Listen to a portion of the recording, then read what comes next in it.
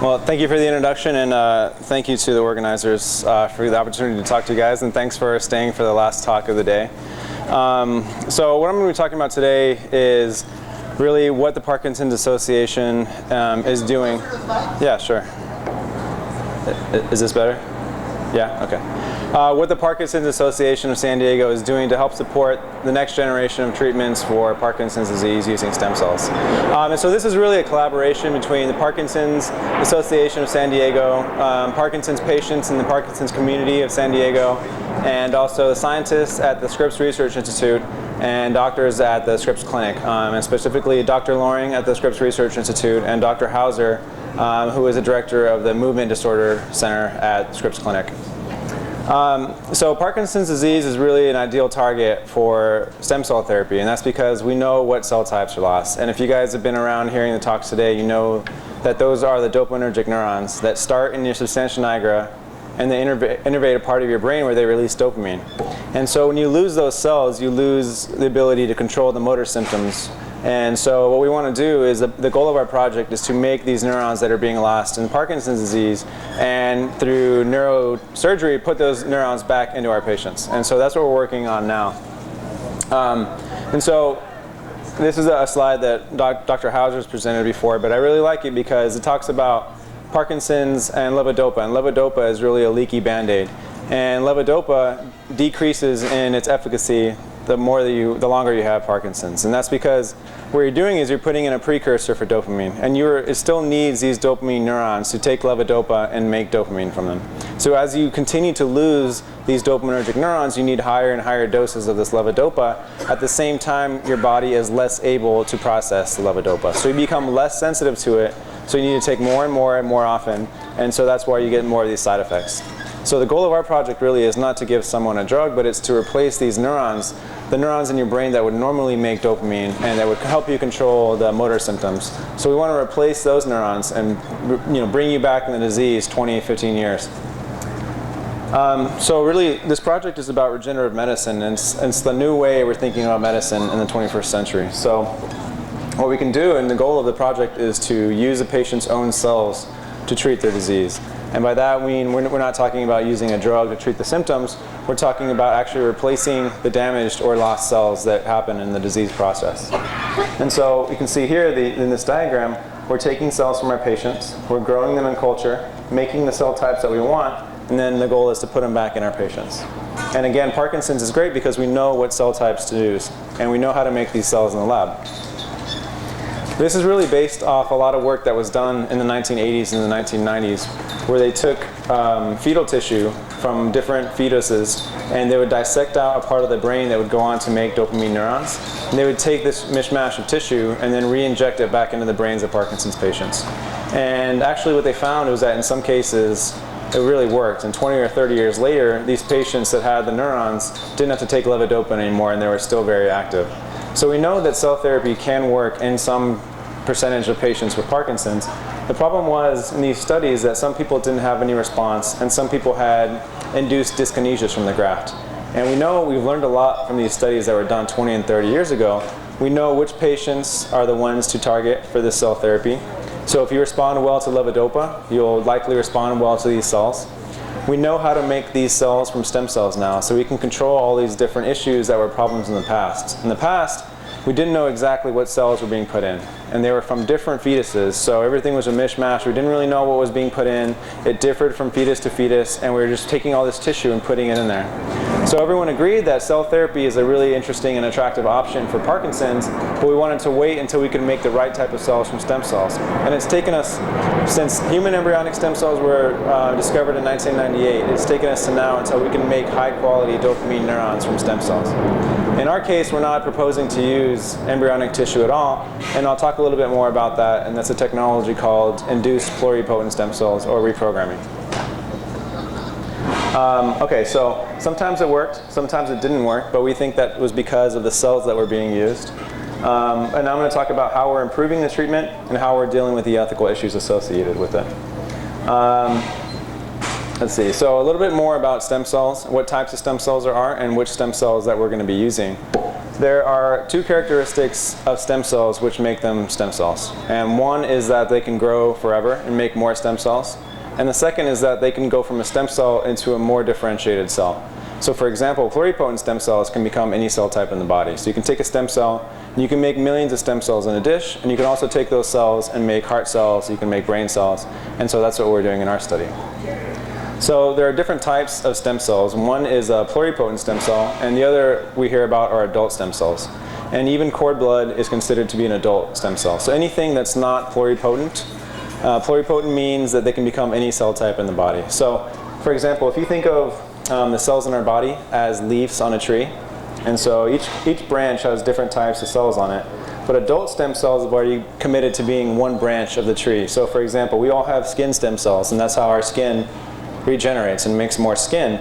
But however, these skin stem cells can only become skin. Or for example, our blood cells and bone marrow can only become cells that are found in the blood. We can't have bone marrow tissue that was made into neurons naturally. But if you think of pluripotent stem cells, they're still at the bottom and the root of the tree. They still haven't committed to any branch, but they can still become any cell type in the body. And it used to be that the only source for pluripotent stem cells was the embryo. And these were embryonic stem cells. And everybody was excited about these cells because they could grow forever and they can make any cell type in the body. However, there were ethical issues associated with their use because when they were first discovered, they required destruction of the embryo. So what's really neat about our technology and what's different is that we're not using embryonic stem cells. We're using adult cells from our patients. So we take skin cells from our patient, we turn on 4 genes, and by turning on these 4 genes in these skin cells, we make them act just like embryonic stem cells, but they're from their skin. And so this is a process called reprogramming, and we're going from adult cells into pluripotent stem cells. They're called induced pluripotent stem cells. And so the discoverer of this process was Shinya Yamanaka, and he won the Nobel Prize in 2012. I always like to talk to people about this because a lot of people don't know about this, and so they think embryonic stem cells are the only cell types that can do this. And when I tell them that we can take skin cells or we can take your blood and we can make these cells that are just like embryonic stem cells, everyone gets really excited, or either that they get excited or they don't believe me, but it's true. So another advantage of these induced pluripotent stem cells is that they come from our own patients. And so what's important about that is that because they're from your body, they're less likely to be rejected by your brain. And so we don't plan to use immune suppressants in our treatment. And so there's been some evidence, and this is a picture from a study that was done in primates, where if you take skin cells from a monkey and make neurons, put it into that same monkey, those cells do much better than if you took skin cells, make neurons, and put it into a different monkey. And so there are people that want to use embryonic stem cells or stem cells to treat Parkinson's, but they're not using it from the same patient. And while it might be easier, cheaper, or faster, we really think that by taking your own skin cells and making neurons and putting them back into your body, that's going to be the best way, the most effective way to treat Parkinson's. So the goals of our project are we have 8 patients now, and these are 8 patients from the Scripps Clinic. We have taken skin cells from their arms, and we've made stem cells from each of our patients. We've now made dopamine neurons from each of our patients, and we're now testing our cells in animals. What we want to do is inject these cells back into our patients, but we want to do it in an FDA-approved clinical trial.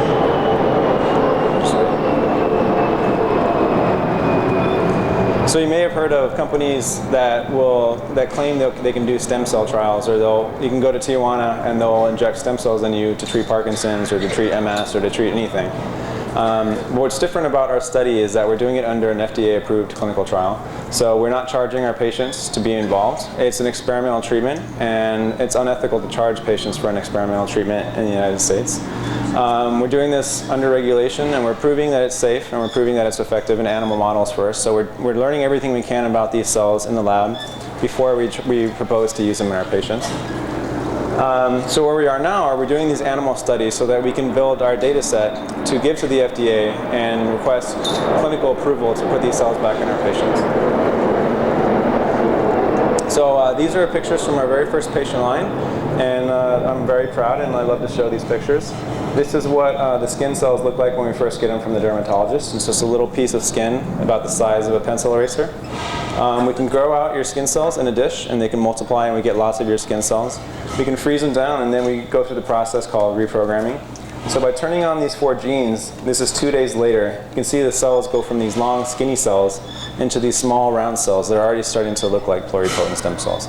So just by looking at these cells, we can tell they're not skin cells anymore. After about 30 days, we get this, I don't know if people can see, but here we have a pluripotent colony. It looks exactly like an embryonic stem cell colony, but we got it from your skin. They express all the same markers and proteins, and we can do all these analysis methods in our lab to demonstrate that they actually are stem cells. But how do we go from stem cells that can become any cell type in the body into the exact dopamine neuron that we want to transplant? And that's what's taken us the last 20 years to figure out each step of the pathway, what proteins, what chemicals we have to add to these cells in order to guide them down the developmental pathways to get dopamine neurons. And so what we do is we start with our pluripotent cell, and then we add molecules that will block heart differentiation or block skin cell differentiation. At the same time, we add proteins that activate neural differentiation. And even my mom is falling asleep back there, so I hope some of you guys are interested. But so we can make these early dopamine neurons, and these are what we're proposing to transplant to our patients. If you make mature neurons, they tend to die when you try to take them off the dish. So we want these immature neurons that can only become dopamine neurons, so they're not going to become any other cell type once we put them in.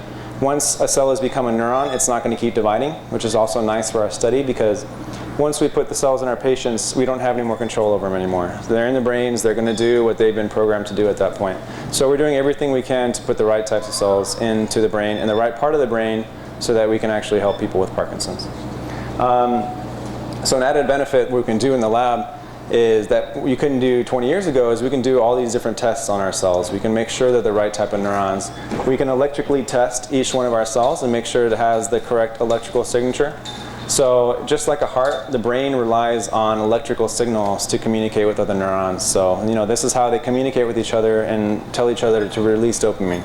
So using these analysis in our lab, we can say this particular neuron, this is what the electrical signal looks like, and this is what the electrical signal should look like for a dopamine neuron. So I'm just trying to tell you this because to convince you that we can characterize our cells in the lab and do everything possible to make sure that this is going to work before we even try putting it back in someone's brain. So the FDA approval process really relies on the data that we're generating in the lab, the safety and efficacy data that we're doing in animals. And also at the same time, the reason we have our clinical partners is that we're developing clinical protocols and endpoints, and how we're going to test this, how we're going to make sure it's safe, how we're going to see whether it works or not, which people to test this on. All this is being done, and we have different collaborators on the project. We have scientists at Scripps Research Institute, the doctors at Scripps Clinic, and then the other part of that is the patient involvement and the involvement of the Parkinson's community. And so far we've had over 900 people contribute to this project. It's all been grassroots based. The patients come into our lab. We hold monthly lab tours. So if anybody's interested, you can come talk to me, or we have a website, summitforstemcell.org. It's also linked to from the Parkinson's Association website, where we post updates on the research. Everything you want to know about the research is on there.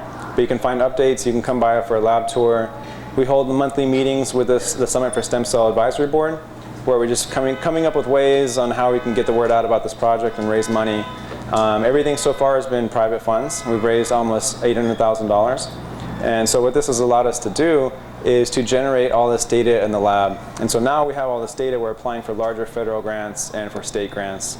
The California Institute for Regenerative Medicine was a $3 billion measure that was passed by the citizens of California for stem cell research. And so Parkinson's is really an underrepresented disease in their portfolio, and we're trying to convince them to give us money so that we can work on this and get this to the clinic as fast as possible.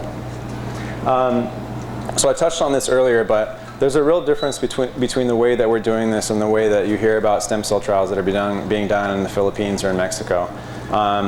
We're not just trying to tell people that it works because of other patient testimonials. We're doing this based on data. We're not asking patients or doctors or the FDA to take our word for this. We're doing everything to show them with data to show whether it's going to work or not. And so we're moving forward with proof and facts and not testimonials. So what some of the differences are was that we know the mechanism of action instead of describing the treatment in general terms. We know we're using this to treat Parkinson's. We're not saying that these same stem cells can treat MS and Alzheimer's and diabetes. You know, where these stem cells will make dopamine neurons for Parkinson's disease. So here's a picture of some skin cells, and like this is one skin cell here. It's long and flat. From these cells, we get these beautiful colonies of pluripotent stem cells. So each one of these little dots is a cell. So from one skin cell, we can make hundreds of millions of these pluripotent stem cells. And so this colony has about 5,000 cells. And they double in number every 12 hours. So you can see how you can grow a lot of these cells. And then from these stem cells, the next step are this beautiful neural network of neurons that we get in about 50 days. So we go from skin to stem cells to neurons. And these are the neurons that we've tested, that are being tested in animals, and that we're proposing to use in our patients. And so this is really a project that's being supported by the Parkinson's Association, the people of San Diego, along with the scientists and doctors that are in our community also. So with that, I'd like to take any questions, and thank you for your attention. Thanks. Yes, in the front? Okay, I have a quick question. I'm trying to understand this process. I get the process of skin to the The pluripotent? Okay. How do you make it a specific neuro cell then? What is it you're using? Is it just by adding those 4 genes that makes it, that it then becomes neuro-specific? So the question is... I'm sorry, I just didn't quite get that. I don't quite understand. Yeah, no problem at all. I'll try to explain it a little bit better.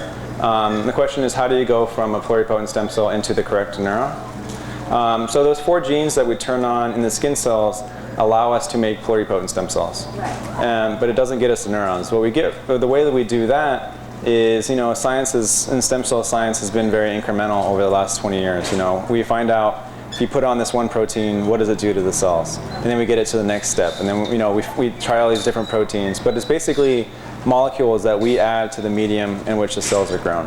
And so these molecules can turn on different signaling pathways, and they can block other signaling pathways. So basically what we're doing is we're blocking the signaling pathways we don't want. We don't want to make heart cells. We don't want to make skin cells. So we block those pathways with certain proteins. At the same time, we turn on other ones. And it's very stage specific.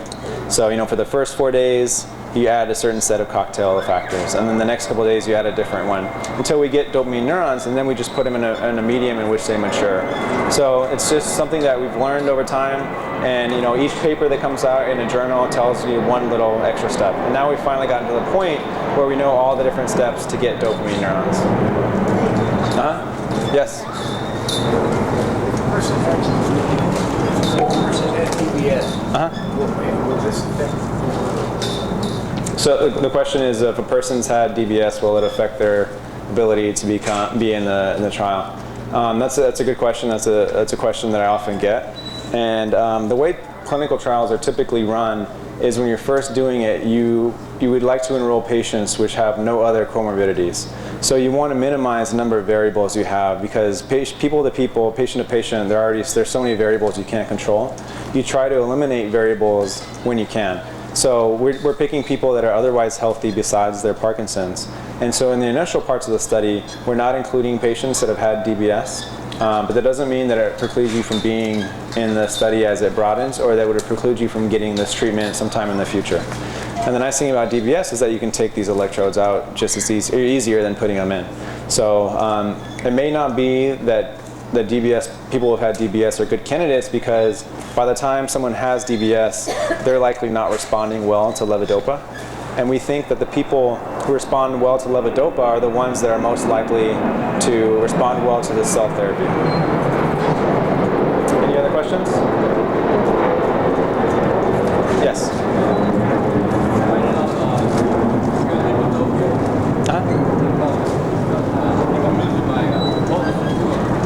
Losing your what?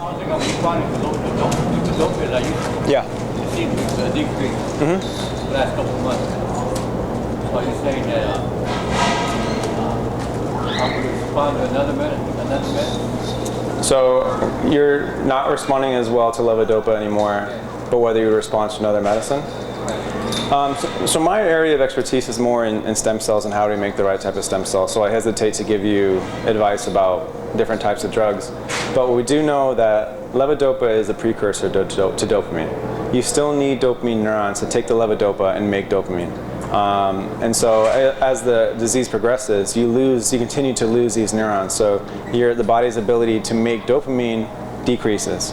And so, that doesn't mean that you wouldn't be responsive to other drugs, and I don't know about that. But it may mean that for these initial studies, that we think the people that do respond well to levodopa will be better candidates. And it's really, this is really a first step for cell therapy. And before we try to do the more complicated parts, we need to do the easy ones first. And we think that these people would be the best candidates to start out with. There's another question in the back. No? Okay, thank you for your attention. I appreciate it.